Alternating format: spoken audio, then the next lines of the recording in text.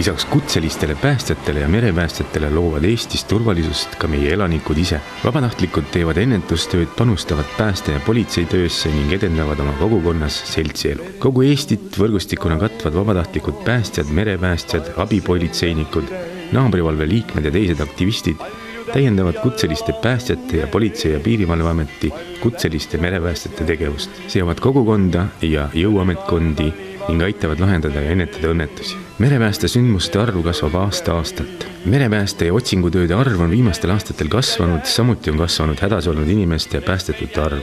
Eestis on täna 51 vabatahtlikku merepäästeühingut, millest 31 on Päästeliidu liikmed ja katavad tänaseks pea kogu Eesti rannikuala. Keskmine reageerimise aeg vabatahtlikel merepäästjatel on 15 minutit kuni 1 tund. Vabatahtlikud merepäästjad aitavad leida ja päästa Eesti vetes ohtu sattunud või kaduma jäänud inimesi, laevu, lennukeid ja muid sõidukeid. Eestis on ujuvvahendite tehniline abi seadusega reguleerimata. Aluste pukseerimine ei ole politsei- ja piirivalveameti ülesanne. Loomulikult jälgitakse riikliku struktuuriüksuse poolt mereõnnetuse puhul alust, et vältida ohtlikke olukordi. Merepääste- ja koordinatsioonikeskus GRCC, mis vastutab SAR-tööde tõhusa juhtimise ja korraldamise ning koordineerimise eest kogu Eesti vastutusalal. Korrapidaja hindab olukorda, kui olukord sündmuskohal võib ohtlikuks muutuda, eeskätt päästetakse inimesed ja vajadusel osutatakse abi ka aluse pukseerimisel. Täna üha enam teostavad väikelaeva abi vabatahtlikud merepäästjad, veesõidukite mootoririike kütuse lõppemisel või madalikule sõidul. Seda loomulikult kokkuleppel aluse kapteniga ja kokkulepitud tasu eest, kuna igasugune pukseerimine ja aluse madalikult vabastamisega seondub vastutus, kulud ja riskid vabatahtlikule ühingule. Vabatahtlikke merepäästeühinguid koondavad täna katusorganisatsioonid Mittetulundusühing Päästeliit ja Mittetulundusühing Eesti Vabatahtlik mere- ja järvepääste. Merepäästetöödel osalemiseks tuleb läbida 60-tunnine merepääste koolitus, mille lõpetaja saab merepäästetööde väljaõppe läbimist tõendava tunnistuse. Politsei- ja piirivalveameti eelarvest hüvitatakse merepäästetöödega seotud side- ja kütusekulud. Lisaks toetab Politsei- ja piirivalveamet ühinguid eelarveliste võimaluste piires, veesõidukite remonttöödel ja merepääste varustuse soetamisel. Kunagi siis 2010 tulime selle mõtte peale siis, et kui öelda isegi seadust, vabatahtliku merepääste seadust, siis luua ka selline üksus siia, nagu Purtse vabatahtlik merepääst. Et paar üksust oli juba Eestis too moment loodud ja eks ajendas ka nagu see, et siis politsei piirivalve poolt ei olnud enam nagu igas sadamas nagu vanasti suvisel rannahooajal ja lähimad siis täna Purtses ja ka too moment oli Kunda ja teiselt poolt siis Narva-Jõesuu.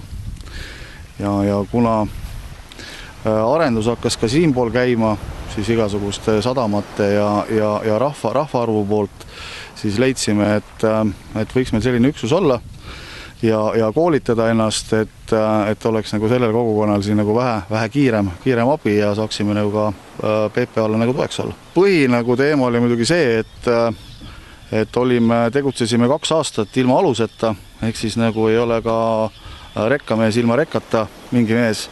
Samamoodi siis see 2 aastat tegelesime hästi intensiivselt siis enda koolitamisega. Ja selleks oli siis meil abiks oli Revali merekool. Ja ka ise natuke aitasin, kuna kunagi nagu päästekogemus olemas, ehk siis helikopterilt pinnalt päästjana sain ka oma kogemusi jagada. Ja nii see alguse sai, kuni siis 3 aastat tagasi PPA siis võõrandas meile laeva, mis siin taga taamal on. Siis sisuliselt aasta läks siis selle siis kordapanekuga. Tulime omal juhul ära ilusti. Selles mõttes oli laev täitsa aus ja ka täna ilusti töötab. Ja siis tuli idee, et meie suur unistus, et saaks ka riipkaatri. Loomulikult sellist raha nagu vabatahtlikil ei ole, et sellist nagu osta ju läheb uut kaatrit. Ja hakkasime siis nagu jälgima, et Soomes täitsa olemas sellised endised vabatahtlike merepäästjate kaatrid, mis olid siis nagu oksjonil. Leppisime neile kokku ja eks meil anti 4 kuud aega, et summa on selline ja kui te selle kogute, siis lööme käed. Ja siis tuli siuke uitmõte, et miks mitte panna sotsiaalmeediasse ja siukse teha kampaania, et annetage kogukonnale, et annetage siis kaatri jaoks raha. Meil oli väga uskusime, et äkki kui poole saame, et siis me poole leiame ise sealt kuidagi. Me võtame kas või laenu. ja üllatus, et jäi seal natukene nagu puudu ja ka PPA lõpuks tuli siis meile nagu appi ja täna on see kaater kodus. Täna me oleme valves, konkreetselt praegu oleme ka valves, meil on Politsei- ja Piirivalveametiga leping ja täna me oleme siis 40 minutiga peaksime nagu välja sõitma siit sadamast. Oleme seda aega muutnud, nädalavahetustel on teinekord 15 minutit, 30 minutit, reeglina nädala sees on 40 minutit, et on SAR-REST, selline süsteem, mida siis ka nagu Merevalvekeskus näeb ja seda on siis võimalik nagu muuta ka mobiiliäpi pealt, et kas panna kiirema reageerimisega või siis kui tõesti oled nagu tööl, siis tööandjaga täna nagu on paljudele nagu vastu tuld ja lubab ka nagu siis töölt ära selleks paariks tunniks. Tänaseni nagu ei ole väga probleemi, et see 30 minutit, siin kaugemalt on meil, kes on Sondest, kes on Uljastelt, on siis, kes on Kiviõlist, oma küla inimesed jõuavad 5 minutiga kohale siia. Ma julgen julgusega öelda, et ma olen väga ennetustööd teinud, et mitte ühtegi merepääste sündmust. See aasta siis samal päeval, kui avasime hooaja, maikuus siis paluti abi, siis väikelaeva abi mootoririkkega, siit samast kõrvalt Liimala lahest, kus siis pukseerisime ära.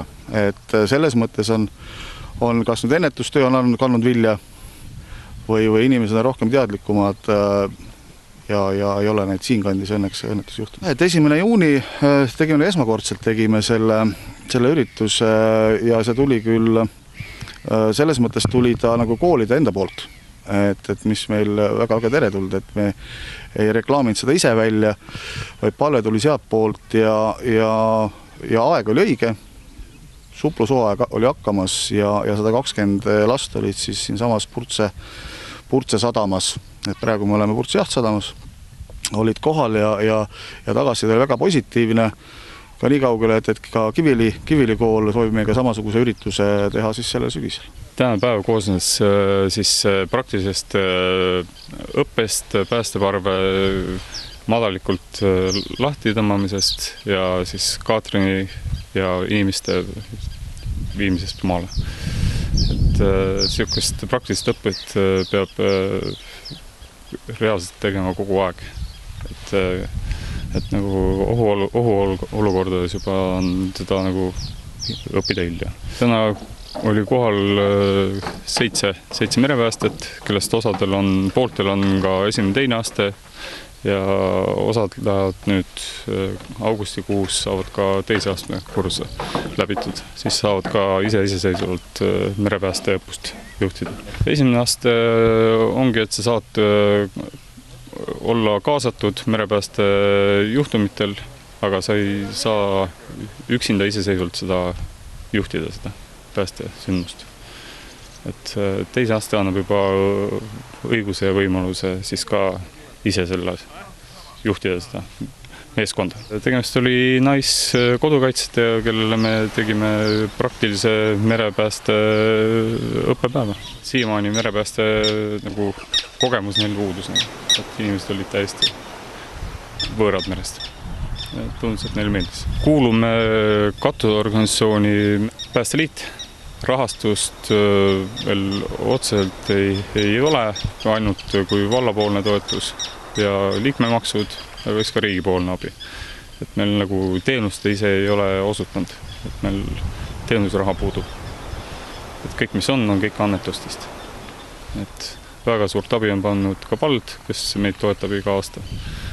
Ja ka Politsei- ja Piirivalveamet. Päästeliidu poolt tuleb meile igasugune juriidiline abi ja ka varustust on soetatud sealt. Ma enda kohta võin öelda, et eks mul on see kiiks olnud juba mitukümmend aastat. Teised poisid, eks see tunne, et kui küsida, et miks mulle meeldib inimesi päästa, siis seda tunnet ei saagi nagu selles mõttes nagu sõnadega öelda, et see kuskilt tuleb.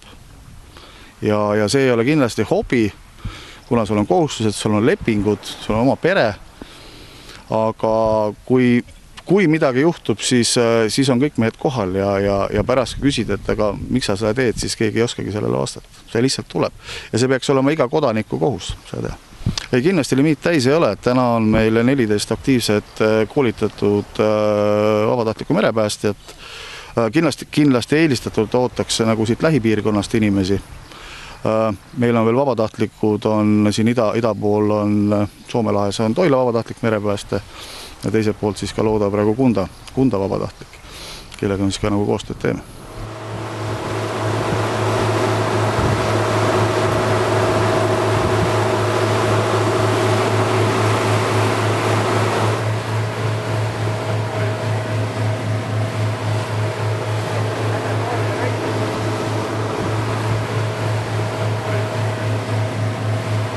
Merekultuuri aasta eesmärk on väärtustada Eesti mereajalugu ja osutada tähelepanu merega seotud traditsioonidele.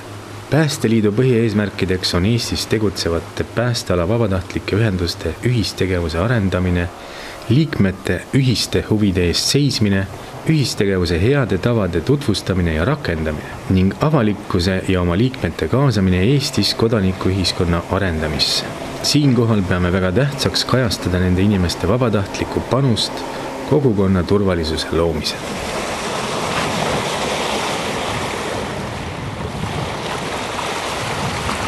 Kui sa tunned, et sul on samasugune kiiks sees nagu meilgi, siis võtta julgelt ühendust, kas siis sotsiaalmeedia kaudu või läbi PPA. Teile antakse kontaktid.